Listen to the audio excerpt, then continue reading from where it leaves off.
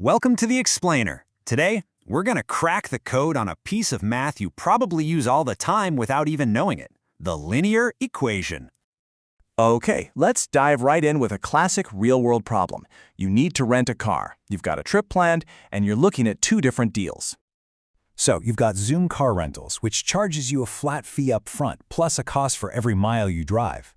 Then there's Friendly Car Rentals, no daily fee, but they charge you more per mile. So, which one's the better deal? It's not so obvious, is it? How do you make the smart choice?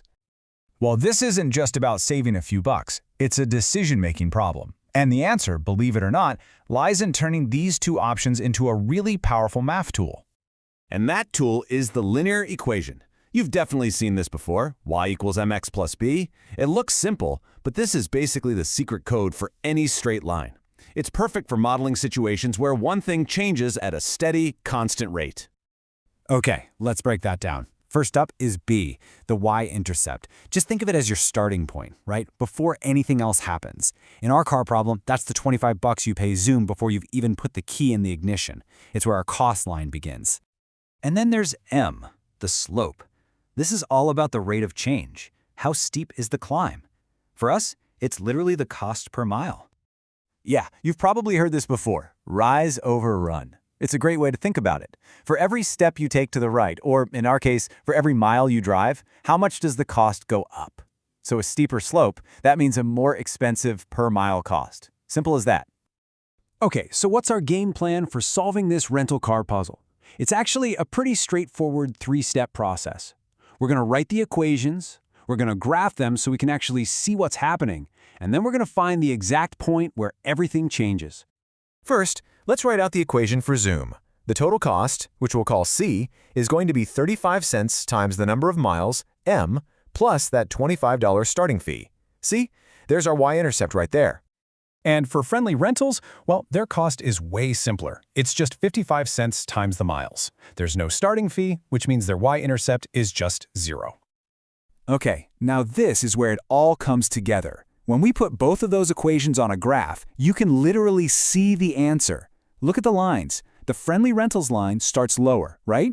That means it's cheaper for short trips, but check out how much steeper it is. That slope tells us the cost is climbing way faster as the miles add up. You see that spot where the lines cross? That is the magic moment. That's our break-even point. It's the exact number of miles where both deals cost the exact same amount. And to find that number without guessing, all we have to do is set our two equations equal to each other. And when you do the math and solve for m, you get this, 125 miles. That is our tipping point. And this number, this tipping point, tells you everything you need to know. If you're driving less than 125 miles, go with Friendly. It's a no-brainer. But if you're planning a big road trip over 125 miles, Zoom is absolutely going to save you money. See? A simple equation just gave you the power to make the smartest financial choice. Now, graphing is awesome because you can see it all play out. But what if you're not near a piece of graph paper and you need an exact number? Well, that's where algebra comes in with some other really powerful tools. For instance, there's a method called substitution, where you can basically solve the whole thing without drawing a single line. And here's the really cool part. It doesn't matter which path you take. Whether you graph it or use algebra, you always end up at the same correct solution. And trust me, this is so much more than just a rental car problem.